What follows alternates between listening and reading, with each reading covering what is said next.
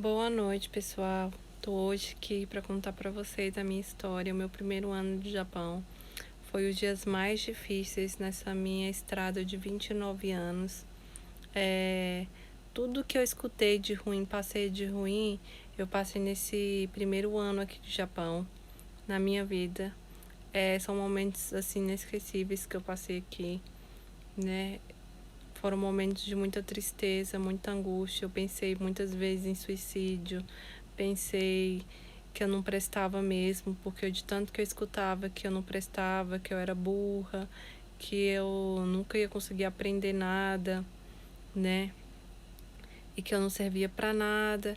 Gente, eu já escutei todos os tipos de insulto. Eu escutava que eu era PUTA, né? Que eu era uma drogada, né? Então, foi muito difícil para mim. Eu falava, mas por que você tá dizendo isso para essa pessoa, né, que estava responsável por mim aqui no Japão, né? E ela fala, porque você é mesmo, você é uma falsa, você não prestava, você era uma mulher da vida mundana aí no Brasil, né? Então, gente, eu tive que escutar isso, eu chorava e essa pessoa falava, chora mesmo, chora com suas lágrimas de crocodilo. Gente, eu passei por todo esse tipo de humilhação, né? Quando eu fui buscar meu esposo no aeroporto também, tinha uma brasileira esperando a família dela, nunca vou me esquecer desse dia. Gente, foi o dia mais humilhante que eu passei na minha vida. Tinha uma brasileira esperando a família dela e nesse dia, essa pessoa viu essa brasileira e fez uma cara de nojo, né? Fez uma cara de nojo, olhou para essa brasileira e fez assim, sabe? Fez uma cara de nojo porque viu outra brasileira. Eu não sei, gente, o que essa pessoa passa na cabeça dessa pessoa. E foi assim, foi foi instinto meu. Perguntei por que você fez isso. Eu só falei para ela assim, eu nem sei por que saíram essas palavras da minha boca. Por que você fez isso? Então essa pessoa viu que ela fez cara de nojo, que ela fez um deboche com essa brasileira que ela nunca viu na vida, que estava esperando a família dela para embarcar, né, chegar, né, de onde estava chegando, igual a minha esposa também estava esperando ele, né. E essa pessoa viu, né, que eu vi isso e eu, assim, sabe, espontaneamente perguntei pra ela, por que você fez isso, coitada, né? Gente, pra que eu fui abrir a minha boca? Nesse dia, gente, essa pessoa enlouqueceu dentro do aeroporto. Nesse dia eu pensei mesmo, gente, eu pensei, vou embora daqui, eu vou me suicidar, porque eu não aguento mais a situação, eu não vou embora, eu não vou contar isso pra minha família, que eu passei por isso, eu entrei em desespero nesse dia. Essa pessoa começou a gritar no aeroporto, falando que eu era um lixo, falando que eu não prestava para nada, que ela não sabia por que ela tinha me recebido na casa dela, né? Que por que eu tava lá, que foi o maior erro que ela cometeu na vida dela, que eu não prestava, que eu era uma cobra falsa.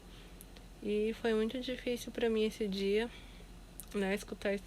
Eu já escutava isso sempre, né? Nesse primeiro ano, desse parentesco meu, né? Que ficou de cuidar de mim, né? Se ela tem problema ou não, eu não sei. Eu nunca mais falei com essa pessoa, né? Depois que eu saí, consegui me livrar dela, né? Eu consegui me livrar, eu consegui sair da casa dela depois de um ano. Mas foi muito difícil, nesse período de um ano eram muitas ameaças, ela ficava com o meu salário inteiro, né? Ela recebia o meu salário por mim, ela fez muitas dívidas no meu nome aqui. E para mim sair dessa situação, gente, eu vou falar mesmo, sabe? É como se fosse uma mulher da noite. Sabe aquela mulher da noite que tem aquele rapaz que fica como se fosse o cafetão dela, que fica vigiando ela, fica seguindo os passos dela e ela não consegue fazer nada, e ela fica presa, né? Ela fica presa naquilo a vida inteira. Foi isso que eu passei aqui, gente. Eu fui uma escrava, eu fui escravizada aqui em um ano, eu não tinha direito de comer. Eu cheguei aqui com 72 quilos. E com 8 meses eu perdi 10 quilos. Com 10 meses, de 8 a 10 meses, eu perdi 12 quilos. Eu fiquei irreconhecível. Eu fiquei só o couro e o osso, né? Eu não... Gente, eu queria comer, pra vocês terem uma ideia. Eu queria comer e essa pessoa não deixava eu comer, né? E quando ela fazia uma comida que ela queria mostrar para as pessoas que ela estava fazendo alguma comida para mim, geralmente ela colocava bastante sal na comida ou pimenta, e eu não conseguia comer de tanto sal e pimenta. E geralmente quando ela fazia alguma marmita para mim levar para o serviço, quando eu chegava no serviço a marmita já estava borbulhando de podre, assim, estragada a comida. Eu não sabia o que estava acontecendo. Então eu ficava sem comer e foi muito difícil, foi a época mais difícil da minha vida, né? Eu mal podia comer e ela pegava meu salário, gastava inteiro e eu não tinha nem dinheiro para colocar gasolina no carro para mim para o serviço, né? Eu fiquei com o nome sujo aqui também. Ela comprou acho que 2 ou 3 telefones no meu nome. Eu tô com o nome sujo até hoje.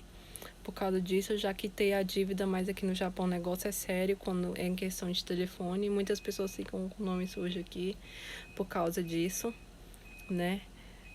Justamente por causa de telefone. Geralmente, depois que você quita a dívida, leva de acho que 5 anos mais ou menos para o seu nome ficar limpo. Às vezes você precisa até de um advogado para limpar seu nome. Eu já vi na internet, já pesquisei bastante sobre isso, né? E eu tô com o nome sujo até hoje, mas não faz muita diferença pra mim, mas é doloroso, né? Saber que eu tô com o nome sujo, sendo que eu sou uma pessoa muito correta. Então é isso, pessoal. Eu não vim aqui pro Japão, né, enviada por uma empreiteira, né? Que essas empreiteiras também fazem promessas, né? Só que quando você chega aqui, você tem que pagar vários juros altíssimos de passagem e eles consomem bastante o seu salário aqui até você conseguir se esforçar bastante e quitar a dívida, né, das passagens que você faz com essas agências, né, que trazem vocês para cá. Mas esse não foi o meu caso. Eu vim aqui para ficar com um parentesco e esse parentesco fez de mim uma escrava. Ela me escravizou. Foi como se fosse um cafetão de uma puta mesmo, né? Eu recebi humilhações por uma coisa que eu não fazia, eu recebi acusações por coisas que eu não fazia. Era um inferno, eu passei um inferno em vida aqui. Eu passei fome, eu pensei em suicídio várias vezes, né? Foi, assim, inimaginável. Vocês não imaginam o que eu passava aqui. Sair de madrugada para trabalhar, chegar tardíssimo da noite, chegar em casa, a pia tá desse tamanho de louça suja. Essa pessoa não trabalhava, ela ficava o dia inteiro em casa e a pia desse tamanho de louça suja. E eu chegando em casa 8h30, tardíssimo da noite, e tendo que lavar a louça, fazer janta, né? E tudo que eu fazia era: você não presta pra nada, você não faz as coisas direito, olha isso, olha aquilo. Se eu tava fazendo comida no fogão, você não mexe a vasilha direito, é assim que tem que mexer, você tem que diminuir o gás, você tá usando gás demais, você tá usando sabão demais para lavar a louça, você tem que diminuir a água. Tudo que eu fazia tinha algum defeito. Eu era o defeito. Eu não fazia nada de bom. Se eu chegasse em casa e lavasse a louça e fizesse a janta, eu não recebia um obrigado, eu era imprestável, porque a comida não estava boa, eu não sei lavar a louça direito, não sei lavar a louça rápido, eu devia lavar a louça mais rápido, eu lavo a louça muito devagar, eu faço isso, nada, gente. Tudo de bom que a pessoa fazia, ela só tirava coisa ruim. Então eu passei um ano escutando só humilhações, né? Era desavença, mas eu não brigava, pessoal. Às vezes que eu tentava conversar e falar: não, a partir de agora eu quero pegar o meu salário, né? Eu que quero comprar as compras do supermercado, porque eu passei fome, pessoal. Realmente eu passei fome. Então eu pensei, né? Então a partir de agora eu quero fazer as compras com o meu dinheiro, eu quero comprar o que eu vou comer, né? Por mim mesma. Eu quero fazer tudo separadamente, né? Eu te dou sua parte, porque eu tô morando aqui, né? Do aluguel. Eu queria fazer tudo separadamente. Quando eu toquei nesse assunto um dia, né? Com essa pessoa, gente, ela pegou e começou a esmurrar a parede. Nossa, foi uma cena horrível, né? Jogou o telefone assim na parede, fez até um buraco, eu lembro. E, sabe, me falou pra mim pegar minhas coisas e sair de casa. Sai agora, vai embora daqui, sabe? Eu fui tratada assim, sabe? desse jeito mesmo. Então é isso, pessoal. Já são praticamente 11h20 da noite. E era esse vídeo que eu queria contar hoje pra vocês. O meu primeiro ano que eu passei aqui no Japão, né? Foi os dias mais difíceis da minha vida até hoje. E o próximo ano, depois que eu consegui sair da casa dessa pessoa, que foi o primeiro ano, praticamente o ano inteirinho, foi um ano completo que eu passei na casa dessa pessoa. E no segundo ano, né, as dívidas que ela me fez contrair, né, e as dívidas que eu fiz para conseguir sair da casa dela, para conseguir alugar um apartamento para morar sozinha, né, acabou dobrando as dívidas que eu já tinha, que ela me fez contrair. Então eu passei o ano seguinte também sem praticamente ter o que comer em casa, né? Por causa que eu precisava, gente. Não sobrava dinheiro e eu precisava comprar gasolina para aquecedor e isso eu fazendo as contas todas em casa e praticamente sem usar água, praticamente sem usar o gás, sabe? Fazendo economia assim. Eu não sei nem como é que eu fazia economia, pessoal, para não usar gás, nem usar luz, nem usar nada em casa, né? Então eu passei praticamente 2 anos sem conseguir comer direito e em depressão. Foi muito difícil para mim aqui, mas eu aguentei por causa do meu esposo, porque ele foi minha base, ele foi meu pilar, ele foi tudo para mim nesses dias. Foi muito difícil para mim, eu pensei várias vezes em suicídio e ele sempre me apoiou e sempre esteve comigo, né? E ele é tudo para mim aqui, né? Primeiramente Deus, claro, segundo ele, né? Porque eu não tenho minha mãezinha mais comigo. Então, é isso, pessoal. É essa história que eu queria contar para vocês e para finalizar eu queria agradecer porque eu estou no Japão até hoje pelas pessoas, pelos meus pais adotivos daqui. Se não fosse os próprios japoneses, né?